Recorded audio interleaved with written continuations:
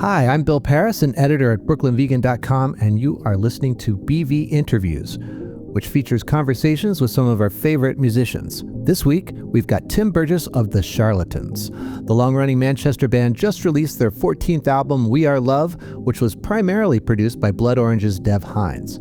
We talked a bit about how Dev came into the picture and what he brought to the table. We also discussed how the band went back to the famed Rockfield Studios in Wales for the first time since 1997's Tellin' Stories, and the first time since original keyboardist Rob Collins died in a car crash during the making of the album. Other topics include the return of so many 90s bands this year, Tim's pandemic-era Twitter listening parties, DJing at David Lynch tribute, 5 records Tim thinks everyone should own, and more.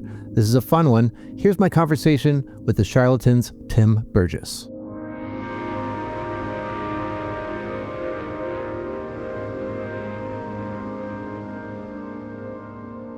All right, this week I'm proud to have with us Tim Burgess from the band The Charlatans, whose new album, We Are Love, is out this fall. Tim, thanks so much for joining me. Thanks so much for having me. Yeah, that's great to be here.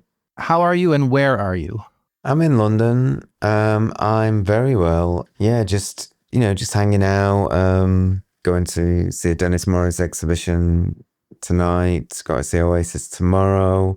DJing at a Twin Peaks event on Sunday. Oh, that's cool. Yeah, so kind of lots of things. Yeah, celebration of David Lynch. There seems to be lots of them going on, and rightly so. What kind of records do you play at a Twin Peaks or David Lynch event? Do you just go like as Lynchian as possible, or? I was thinking about that. Yeah, I was thinking of. I had a really good interaction with him over a book that I wrote a couple of years ago, and I was waiting for his response. Basically, the premise of the book was that I asked somebody that I liked to recommend a record, and I go and buy it in a record shop, and the likes of like Ian Rankin and Neil Tennant and Boy George and and such incredible illuminaries as that.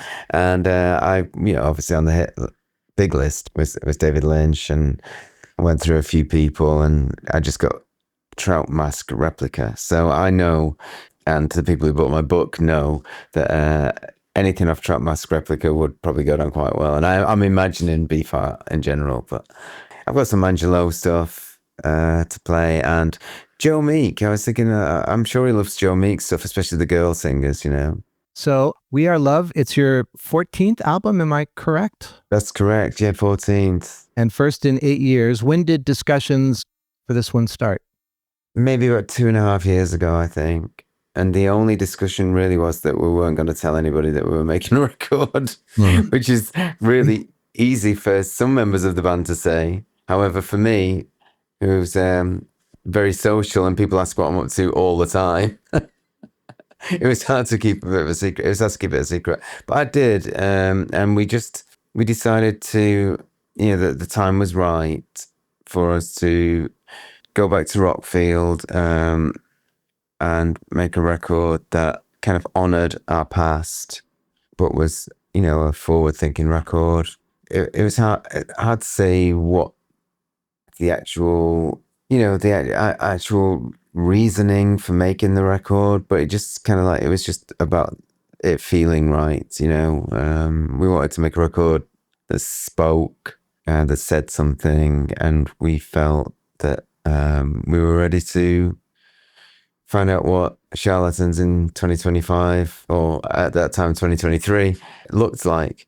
As you said, you made it at Rockfield Studios in Wales, where you also made Tellin' Stories. Yeah.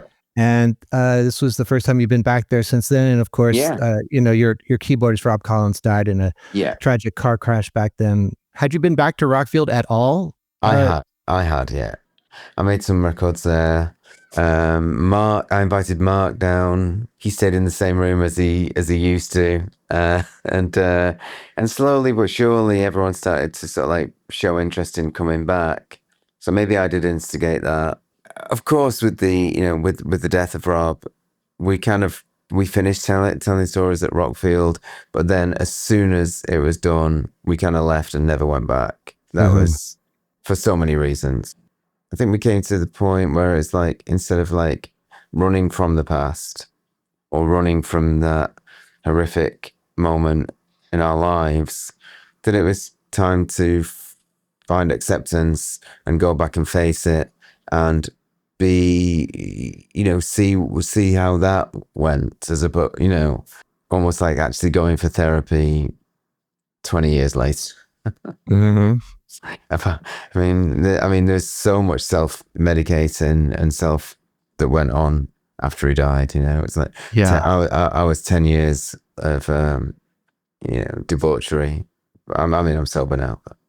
So it was kind of like facing up and acknowledging the past and allowing the past to be in the record, but not to, but to have a place there. I think we're always kind of like looking for new things to do, but to, rather than try and fight the past, just let it sit.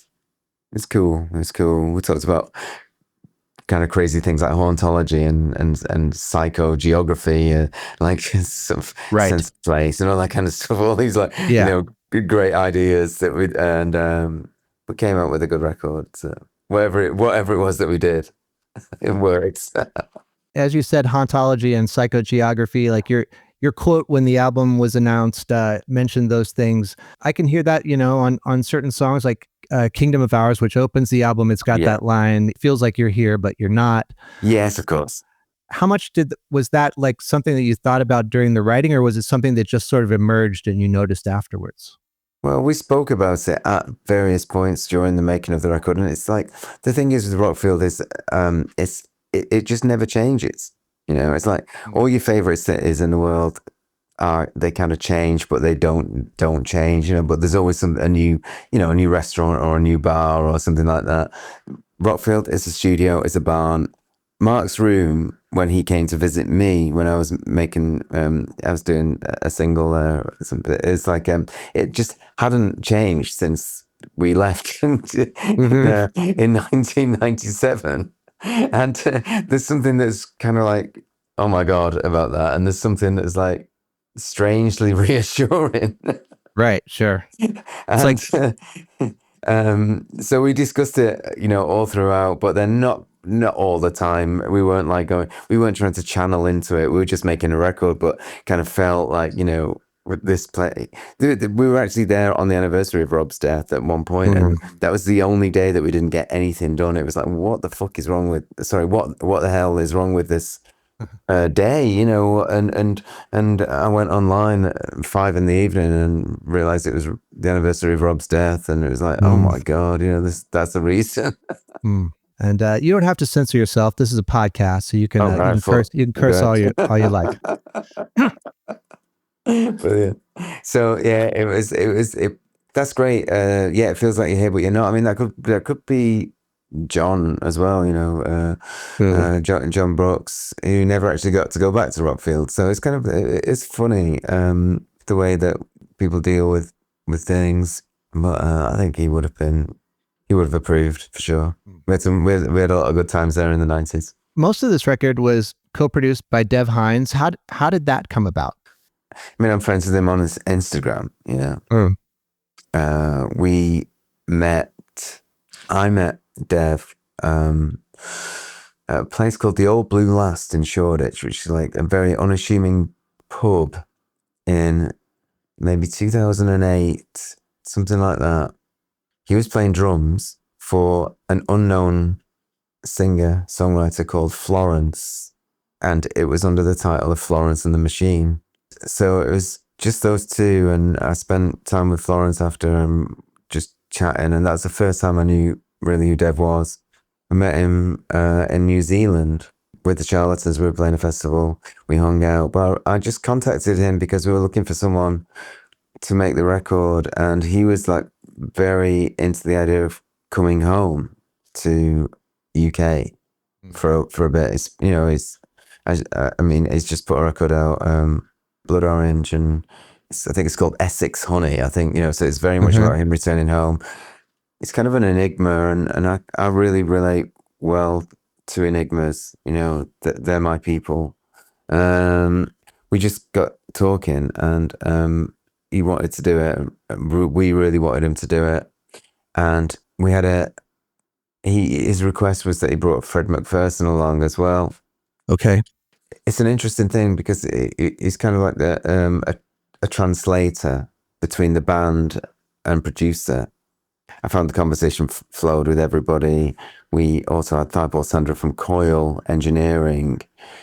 The whole room was just full of, heads. It's just like, it's like so much conversation, so much thought, and Dev really kind of like brought himself and his excitement, and he wanted to be back in the UK for a little bit, and loved the Charlatans anyway.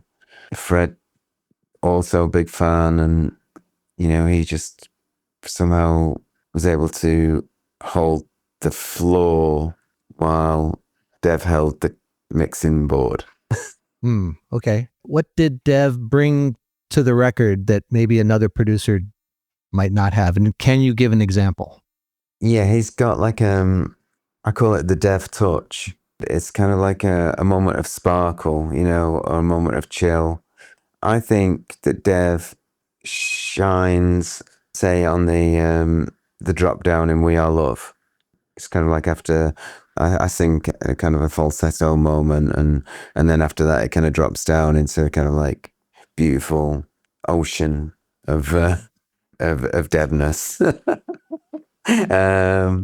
He sparkled on a track called Appetite, I think. It's like, he added some Balearic to a song that was mostly progressive. So we kind of like, we managed to fusion kind of prog and Balearic, which is something that took a lot of work.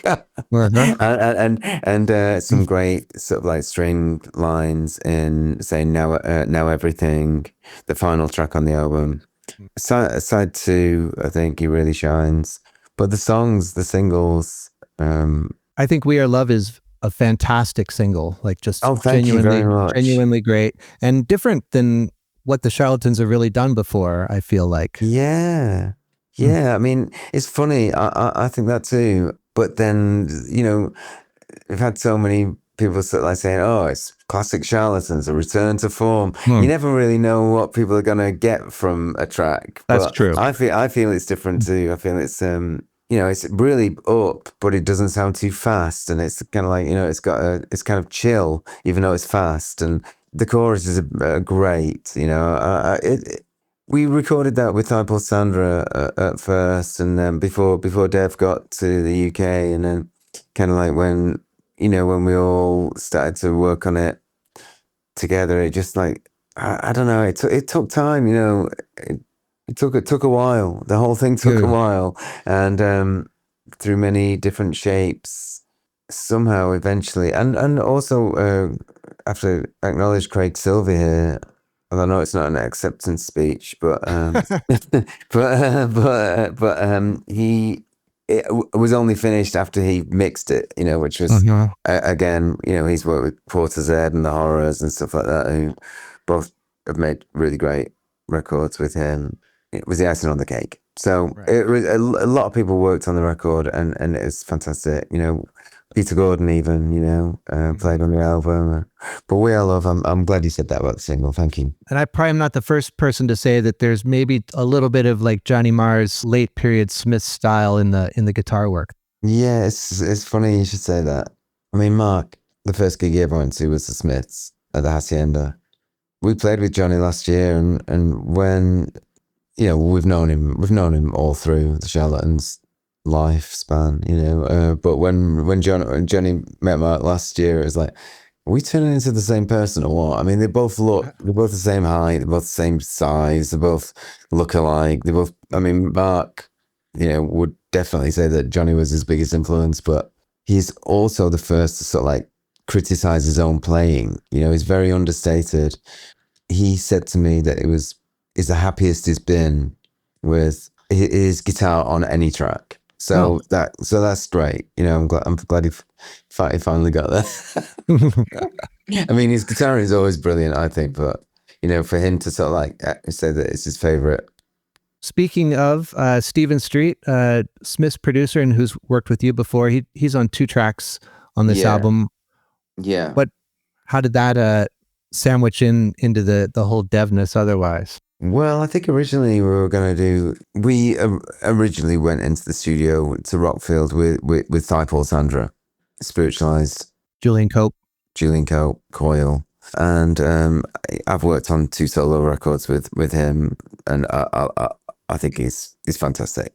And this was kind of like before we really knew what we were doing. We just wanted to see, we wanted to demo, and they were better than demos, obviously, but we were finding our feet.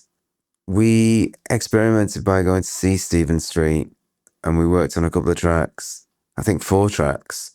We finished 2 of them, which we thought were really great. But I think more so than that, Stephen got us on track into, let's just say we could have been a bit out of shape, after not being in the studio for 8 years. Mm-hmm. Or however long it was, 6 years. We're just kind of finding our feet again, and Stephen certainly got us back on track. I think Deeper and Deeper is maybe the most Charlatans sounding song on the album. Probably just because of the organ is very front and center. Yeah, and the bass line's really driving. I mean, I think that's a kind of a collaboration between a version of Stevens and a version of Paul Sandra's, and I think Dev and Fred kind of made a hybrid of it. I think that's the way that one went. I think my favorite song on the album, apart from the title track, is Out on Our Own. Starts in sort of a Spaceman 3 kind of way and ends up very krautrock and really cool, I thought. It's mine as well. I mean, I think for me, I love Now Everything, Out on Our Own, We Are Love, and For the Girls. I think they're my top 4. I mean, I love it all, obviously. I mean, be embarrassed to say that I wasn't. I love it all, but Out on Our Own, it just has this thing. We had the first part of the song, the kind of like folky element of it, for a very long time. In fact, I actually played it at a friend of mine's sister's wedding. I played The Only One I Know and a new song. But it kind of stopped there, and everyone was super thrilled, to have this new song, future Charlatans song, or half of it anyway. But we never really got any further than that. And then I think what happened after that, just things started to build and replace the acoustic guitar, or most of the acoustic guitar at the beginning, with a kind of Farfisa or no a Vox organ, which is very Spaceman 3, very Pete Kember and Jason, obviously, but Spectrum, I was, as well, and then I think it went into a kind of krautrock bit, and I think it just speeds up. We had to keep speeding it up. There's lots of time signature changes during the song, and I think we pulled it up really well. I think the end is reminds me of something like the Byrds Untitled era or something like that. Real chiming, gorgeous guitars, and it's a great one for me. And if the credits that I saw are correct, it features Kevin Godley on it from 10cc. That's true. Yes. Another section from that song was us doing a kind of nod to I'm Not in Love, 10cc, where the vocals are the pads, and you could do that quite easily, on a synth these days, or with samples. But we wanted to do it the 10cc way, which was Kevin Godley's idea of doing multiple takes of voices on each note of a scale on a keyboard. Right. It took us half a day to do it, I think. Me, Tony, and Mark. And then we played it on the desk. Again, probably to some waste of half a day. But it adds something unique, which is kind of like a wobble and a kind of like a warpedness, as opposed to something that could be kind of quite easily generated, I suppose, like AI or something. You know what I mean? It's like you can definitely tell it's played. It's almost like you did a Mellotron yourself with every single voice. Exactly. That's exactly it. We're friends with Kevin, so it just felt like I'm going to ask him to do the top line, and he did his voice in chords, and it's always great to see Kevin. he did a couple of videos for me for my last solo album, and he did a couple of videos for me for us in the 90s, you know, for the Charlatans, and so we've known him for a while, and it just felt like, you know, that it was more authentic in a way to have him involved in something that we thought was his idea. Right. Charlatans have covered a lot of ground over the last 35 years. Are there any hard and fast rules for a Charlatans record? Like every Charlatans album must have this and we should never do this? I think there are hard, fast rules, but not with every member of the band. I think, you know, a couple will say, we need Hammond, you know, and some will say, let's try a different keyboard, you know. But, you know, somewhere in the middle, there's a kind of like, everybody wants the best for the band. Everybody has different ways of trying to find out the solution, you know, to make something that's moving forward, perfectly placed to the way that we feel in the present, and you know, and has elements of what people like, you know, about the band, which could be like a driving bass line or killer riff, you know, on a Hammond or something like that. But I think it's good to keep the blinkers off, you know, as well. It's a mix, isn't it? It's like only. Right. It's an impossible question in a way, because it's like, you know, it changes every day, but as long as it sounds like the band, and obviously sounds like, you know, not like as long as it sounds cool, it's got to sound cool. Another maybe impossible question: how do you know when an album is done? Yeah, that is pretty impossible. I mean, we got it down to, you know, we had about 15 songs knocking around. I think we got it down to 12, which is not a huge edit. We put one as the B-side of a 7-inch. One, it was recorded with Stephen Street. It's fantastic. And the other 11 are on the album. You know, it's like we just knew that, you know, it was like curating the tracks and knowing that if this track might not make it, well, this bit is really good, we should continue to work on that. You know, we worked on our own. We did about 5 different versions of it. We knew there was something there. The lyrics were good. You know, it was like the way we were playing it was not always good. Oh. And until you find the moment where it all seems to work out, then you get a vibe, and then you kind of run with it. It's like Now Everything, you know, I didn't really get a vibe until, you know, we wrote, going back to New Zealand, and I don't know why this keeps cropping up, but we wrote that in New Zealand. We didn't go exclusively there to New Zealand to write it. We were actually on tour there. But I wish I'd not said that and just kind of like left it to the imagination that we went to New Zealand just to write a song. But we recorded it, and it just didn't sound any good, you know, and it took about 3 attempts, because we believed in the actual song and the lyrics are good, and, you know, the feeling of it, but we just needed to get it up. It just takes a while. You mentioned Peter Gordon before. He's on Glad You Grabbed Me. I think that's like a really sweet song. Thank you. I love that one too. Yeah. It's, again, it kind of, it grew, you know, it was kind of, it was a song written on a tour bus in America. Has quite a lot of American, so like. Mentions Manhattan at one point. Yeah, taking umbrage in Detroit. Can't remember where else, probably. Cambridge, Massachusetts. I wasn't sure which Cambridge. Yeah, it could be anywhere.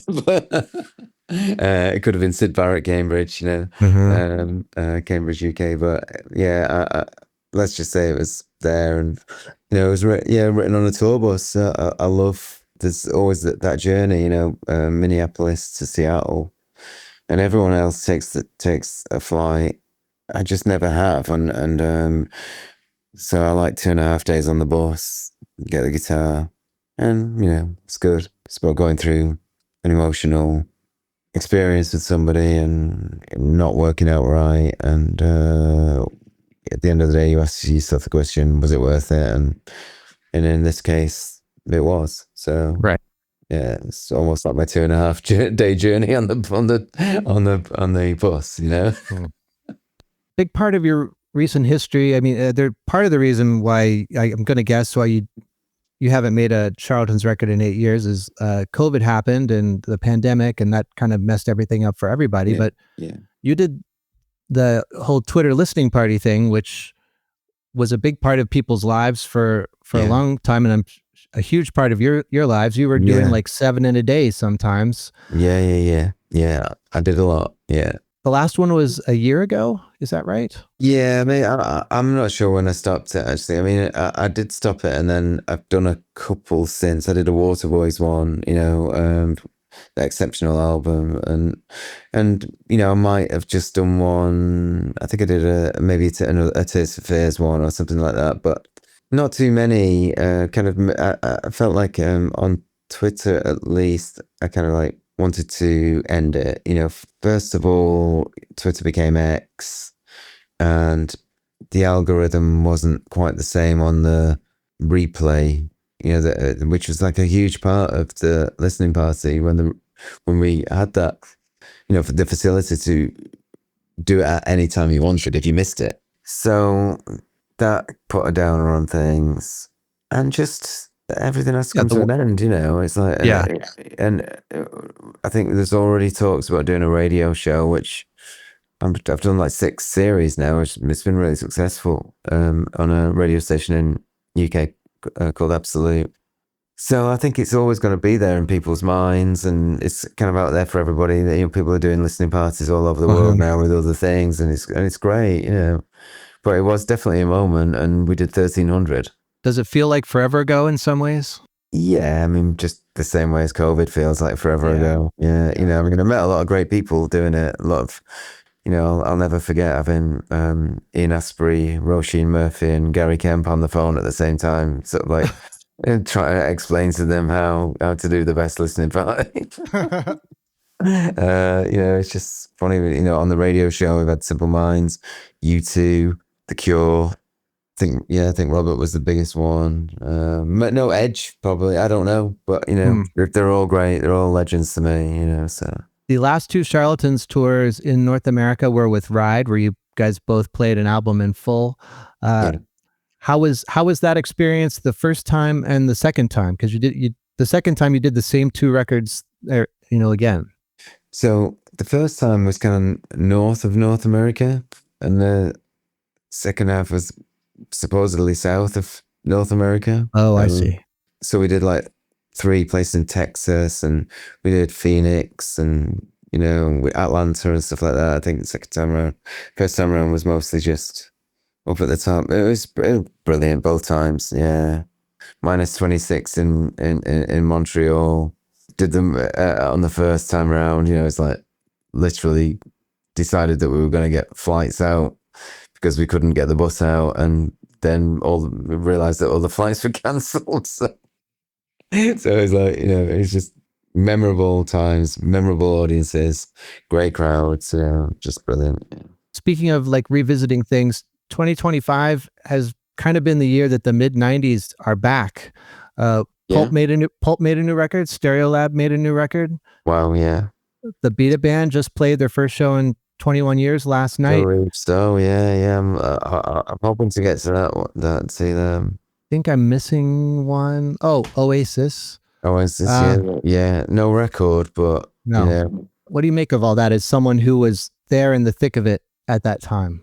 It makes me think, I wonder if there's somebody who was watching all this, like, that we're all living inside a kind of like glass bowl, and someone was looking and saying, okay, well, let's do it now then. I feel that we've made records continuously throughout since our existence, and this is the longest time. It's almost like the plan all worked. but I'm sure, we had no idea, I knew 6 weeks before Oasis announced that it was going to happen, but I didn't know that Pulp were going to put out an album. I didn't know that, Stereolab. For me, it feels like they've continuously put out records. I mean, there's loads of records out there. Beta Band, it's kind of good timing. I don't know where their timing came from, but I think it's very exciting, Yeah, I'm going to see Oasis again for the second time. Catch up with Bonehead, saw him in the Manchester ones, and Andy, of course, Andy Bell. they were saying, that they knew it was going to be big, but they didn't expect it to be that big. And who could have? It's coming towards the end of it now. Right. These are the last two UK shows, right? Yeah. It's last two Wembley ones, and I just want to hear about it. I just want to hear what went on. You said you saw one of the Manchester shows. Yes, I think it was the third one. I think I caught one of the shows here in New Jersey, and yeah. Crowds were not quite as crazy as as they were in the UK, but still, sure. To sell out 2 stadium nights is kind of crazy for me. I would have never thought that. No, because they were big. I saw them in America in arenas. Saw them with Black Crowes as well. That was fun, and they were kind of arenas, maybe a little bit more outside. I guess that's what happens when you go away and your records still sound good. Maybe. Well, not maybe. The records do sound good, but I haven't actually given it that much thought. But that's my thought for right now. All right. But it's great. The Charlatans have live dates in December. Have you started to rehearse, or when will you start to rehearse? Well, we have a couple of shows as part of like a promotion thing, so we need to rehearse for them, and it'll be good. We've already played 3 songs live, but it'd be good to do about 4 or 5 new songs, even in these record store shows. With 14 albums, how do you pick a set list? Well, I've put forward 40 songs, and I'm sure everyone else will have something else to add in. So we'll probably rehearse about 50 songs. Yeah. 50. Okay. I reckon, but I reckon we'll be deep diving for this tour. We're not having a support band. We'd rather spend the extra half an hour playing songs that people don't often get to hear. So right. Oh, nice. Yeah. And then more major tour plans, I guess, in 2026. Yeah, I think so. Our agent's keeping it all quite close to his chest at the moment, but I'm sure there's a lot of plans. Yeah, and hopefully 27 as well. What's the most underrated Charlatans album? Underrated? Well, until last year, I would have said between 10th and 11th, but I know that's always been bigger in America than it was in the UK. I like Charlatans by the Charlatans, but I don't know whether it was underrated or not. It went to number 1 in the UK. Yeah. Up to Our Hips, maybe. I don't know. It Wasn't Us Only. Didn't really get that much. A lot of. It did well. I think it went to number 2 in the charts over here, but it wasn't considered like a wow moment. The one after Wonderland was considered wow by everybody. But I like them both equal. I like all of them. Right. How about you? What do you think? If you don't mind helping. I do think that that between 10th and 11th is underrated. Yeah. I think Up to Our Hips holds up pretty well now. Yeah. It seemed like a swerve at the time, but obviously definitely. Like that was also the way things were just changing in the music world. So I think so too, and I think it's funny. We some members of the band were always a little bit, kind of concerned that our first album, Some Friendly, didn't sound like it did when we were in the rehearsal room. It wasn't as raw. So after Some Friendly, obviously we did more with electronics, I suppose. So I guess Up to Our Hips was a chance for us to get back to being raw, and I think the title track for sure, and Another Rider Up in Flames and Patrol, they're kind of jams. Yeah. And we ripped up the carpets in the rehearsal room and got so the concrete floor was out and shining against it, for the sound. Right. It was raw and warehouse like, it's good. Great swerve, and also we were very inspired also by Check Your Head by the Beastie Boys. You mentioned the self-titled one that just turned 30 in August. Yeah, it did. Yeah, it's a great one. It's had a real theme running through it. That one. Smoked a lot of weed doing that one. What's that? Smoked a lot of weed? Okay. You're a pretty active music listener. Do you have a contender for album of the year yet? I know what my album of the year was for last year, if that's any help. What was for last year? Loss of Life by MGMT. It must have been a real treat to get them to remix We Are Love then. Yeah, it was. Yeah, it was. Nice. The Cure was up there as well. Mm-hmm. I really like. Maybe I should ask Robert to do a remix. I think we'll wrap things up. I do have one last question. We ask everybody at the end a off the top of your head sort of thing. Name 5 records that you think everyone should own. Okay. That is off the top of my head.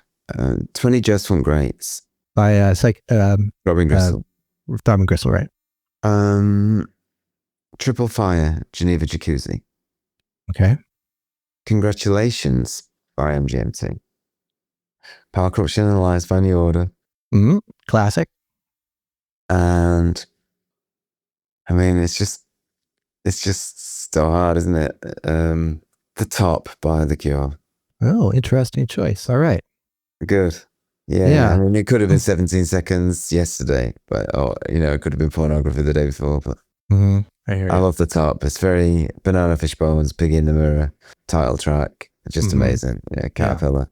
All right, Tim. Well, thanks so much for talking with me today. An absolute pleasure, man. Thank you so much. Thanks for everything you do, and you take care, man. Thanks again to Tim Burgess for being on this week's show, and be sure to check out the Charlatans' new album, We Are Love. It's terrific. Meanwhile, you should check out our other podcast, BV Weekly, where my co-workers Dave and Andrew discuss the week's hot button music news, the latest releases, and more. You can also follow Brooklyn Vegan on social media, and if you like this episode, be sure to like, subscribe, write us a review, give us 5 stars, and tell your friends about it. All this stuff really helps us get the word out. Big thanks to our mix engineer Nick Gray and Michael Silverstein for the theme music. I'm Bill Pearis. Thanks for listening.